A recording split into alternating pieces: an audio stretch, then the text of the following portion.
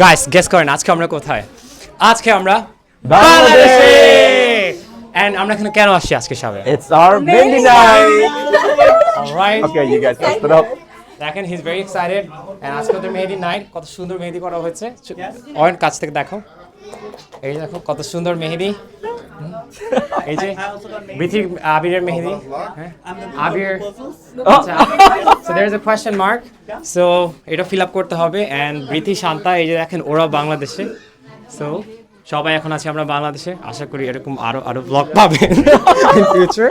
ওকে, আমার বোনের একদিন পরে বিয়ে, তাই একদিন আগে ঘরে ছোটোখাটো একটা মেহেদি অনুষ্ঠান করেছি। এই যে আপুর 2 হাত ভরা মেহেদি, বাসায় অনেক গেস্ট আসছিল, বৃথিও ছিল আমাদের সাথে। আমি 3 বছর 1 মাস পরে বাংলাদেশে আসছি, আর বৃথি 5 বছর পর বাংলাদেশে আসছে। অনেক বছর পর নিজের বাসায় এসে ভালো লাগছিল।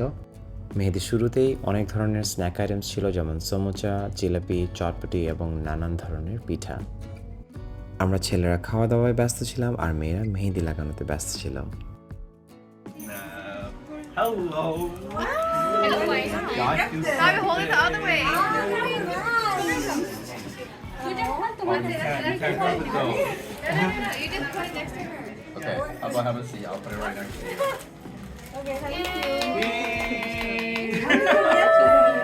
Connected, wow! সারাদিন এগুলো করতেছিলে তোমরা, ওই জন্যই এত বকা শুনছে। This was also part of it. আয় আল্লাহ, thank you. No, thank you. খুব সুন্দর করে ডালাগুলো সাজানো হয়েছিল, সবাই অনেক আনন্দ করছিল।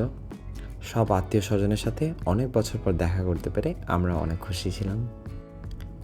এই যে আমার বোন উম্মি আপু আর সোহেল ভাইয়া পাশাপাশি, ওদেরকে খুবই মানাচ্ছিল, একসাথে ওদেরকে দেখতে খুবই সুন্দর লাগছিল।